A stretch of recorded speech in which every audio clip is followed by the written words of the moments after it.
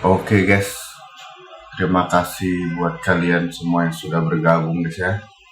Apa kabar kalian semua? Selamat datang di channel kita Cita to Api. Untuk teman-teman yang belum subscribe, jangan lupa di subscribe ya guys ya. Dan di like video ini. Oke guys, kali ini kita akan mengupas kisah urban legend Pocong Mumun. Oke guys, langsung kita gas.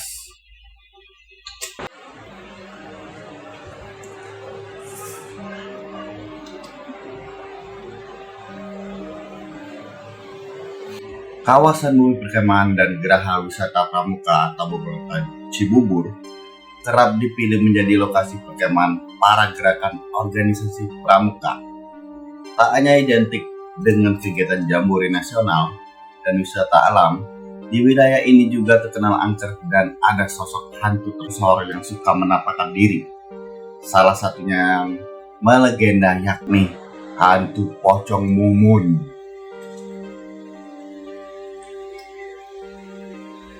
Sosok Mumun ini di zaman yang tidak diketahui kapan meninggalnya memiliki nasib yang sangat tragis.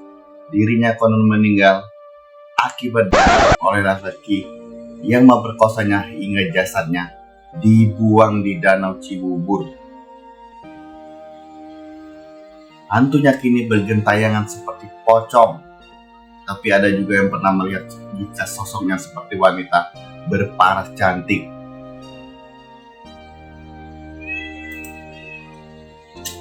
Karena kisahnya yang melegenda, mirip dengan si manis jembatan Ancol di era tahun 2000-an, sosok kehidupan hantu Mumun pun pernah diangkat dalam sebuah film layar lebar.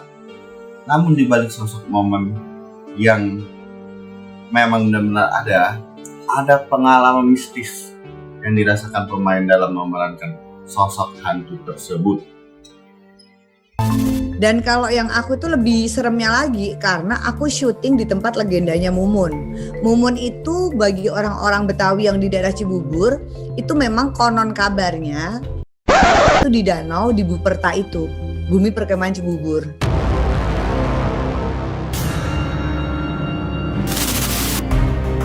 Iya, untuk mengangkat sebuah cerita dari sosok melegenda ini banyak sekali tantangannya. Bahkan sampai kejadian aneh di luar nalar manusia hingga terjadi saat proses syuting. Begini kisah pengalaman Rizal Mantopani, seorang sutradara film horor pada tim misteri dunia. Waktu itu saya riset satu-satunya yang saya lakukan adalah riset dengan Mbah Haji Mandra karena dia sangat tahu materinya. Dia sangat kenal dengan sosok almarhum Mumun ini. Ini kejadian aneh sih ya. Seperberapa detik itu kan Aca yang di atas tuh ya. Kok saya lihat di monitor kok kayak bukan Aca gitu loh. Jadi agak-agak bingung juga gitu. Dan saya juga sempat ngomong sama sekitar ini makeupnya Aca gimana sih? Kok beda gitu. Terus pas dilihat, ya bu, kayak bukan Aca ya gitu. Tapi pas dia nengok sedikit lagi, balik lagi ke sosok Aca sebagai Mumun ya. Namun, keberadaan Mumun ini masih menjadi tanda tanya besar. Karena banyak yang beranggapan bahwa Mumun sebenarnya tidak bergentayangan di dalam bumi perkemahan Cibubur, melainkan di danau dan di sekitar pinggiran jalan besar. Ada juga cerita Mumun akan hadir dimanapun ketika ada yang membicarakan sosoknya. Pesan yang saya dapat pada saat saya diberitahu tempatnya adalah untuk tidak memberitahu tempatnya ke orang-orang karena takut tempat tersebut itu nanti ada yang komplain kenapa dibilangin tempat ini, tempat itu. Jadinya akhirnya atas dasar keputusan itu biarlah saya saja yang tahu gitu, karena saya nggak berani untuk mendisklose kepada masyarakat luas ya tempatnya. Di danau yang mana konon kabarnya memang Mumun pada waktu itu dikejar-kejar mau diperkosa, kemudian ditabrak ya, di situ meninggalnya ditabrak mobil gitu ya. Simpang siurnya cerita membuat tim Misteri Dunia dibuat penasaran terkait keberadaan pocong Mumun. Tim akhirnya mengajak Puri Harun, seorang indigo interdimensional, untuk mencari tahu di mana sebenarnya keberadaan pocong Mumun tersebut. Di sepanjang jalan terlihat Puri Harun hanya terdiam 1000 bahasa. Rupanya Puri sedang komunikasi antar dimensi dengan sosok Mumun yang sebenarnya sudah berada di dalam mobil dan siap mengantar tim menuju tempat tinggalnya. Suasana semakin senja, satu titik pertama pun disambangi. Mumun mengajak berhenti di sebuah lahan kosong tak berpenghuni. Halo pemirsa Misteri Dunia Trans 7, kali ini kita sedang menyusuri tempat di mana kita ingin mencoba berkomunikasi dengan pocong Mumun. Nah, kalau dari penampakan kebun dan lain-lainnya ini mirip semasa dia hidup dulu, di mana sebelum dia kecelakaan dia sering mengitari jalanan ini. Tetapi Mumunnya sendiri ingin bertemu dengan kami terlebih dahulu di area danau, di mana dia ingin mencoba untuk berkomunikasi, lalu juga meminta doa dari kita semua yang hadir. Ada kemungkinan besar karena di sini dia bilang bahwa dia sering kali melewati area ini. Jadi itu sekitar tahun 1950 sampai dengan 1951-an dia bilang. Tetapi yang menarik ada dua sosok hantu pocong yang berhasil berkomunikasi tadi malam. Selain Mumun, ada yang namanya Maisaroh. Jadi kalau Maisaroh ini berbeda dengan Mumun, kisah kehidupannya juga berbeda, tapi sama-sama sering menampakkan diri ke masyarakat yang tinggal di area seputaran Cibubur. Kita akan cari tempatnya di danaunya pas yang ada Mumunnya, karena kata dia udah nungguin di sana kok. Nanti kita bakalan sampai gitu.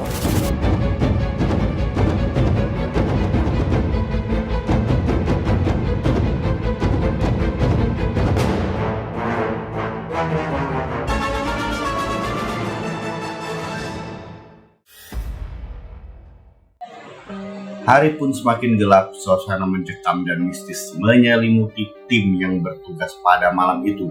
Seketika mobil pun berhenti di lokasi kedua, tepatnya di pinggiran danau yang berada di area Cibubur.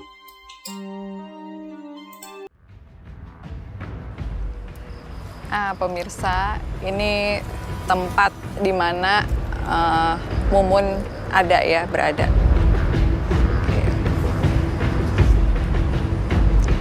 Assalamualaikum.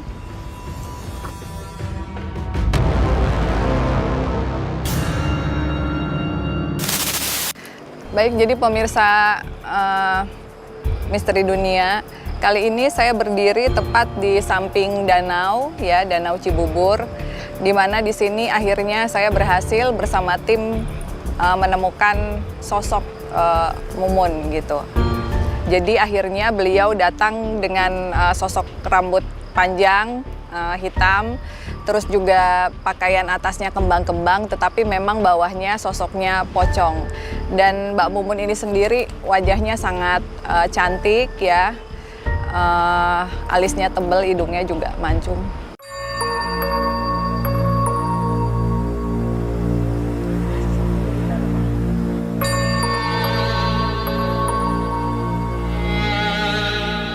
Jadi seperti yang dikisahkan ya oleh orang-orang bahwasanya Mumun ini meninggal karena kecelakaan ya.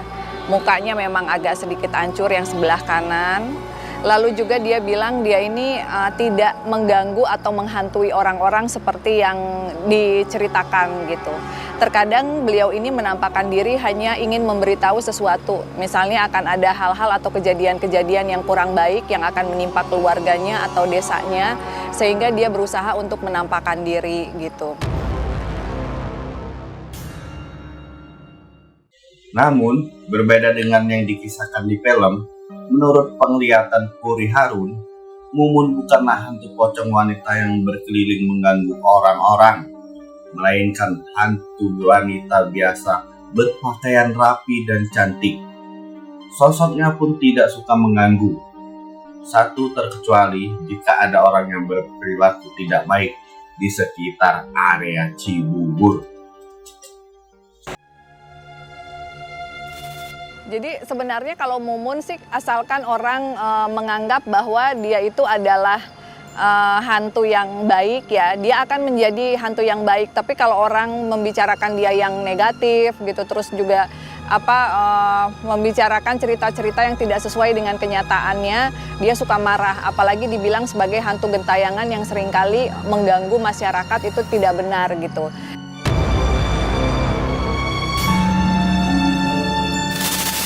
Nah, dia suka memberitahu kepada orang-orang kampung dengan menampakkan diri seperti itu. Kenapa Kak tadi Kak Puri sempat berhenti sejenak tuh? Ada apa memang? Tadi Kak Puri sempat Ada dia.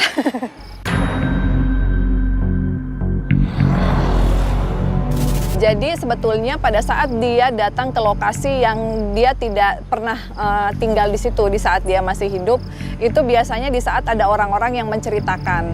Dan dia ini marah kalau akhirnya dia dijadikan sebagai jokes gitu ya, kayak bahan bercandaan.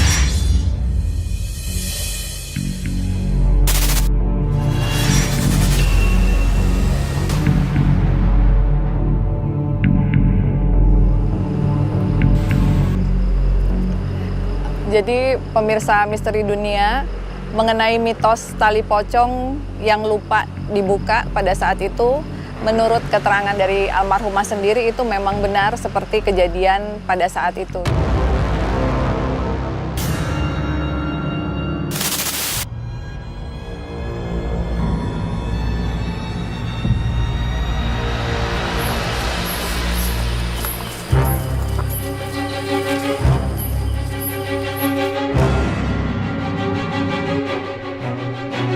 Dan pesannya, jangan pernah memfitnah mereka yang mungkin sudah tidak ada. Karena mereka juga masih memiliki perasaan, mereka juga bisa marah, bisa mengganggu kalau disebut-sebut sebagai pengganggu. Sekian penelusuran bersama saya, Furi Harun, dan juga Sekar.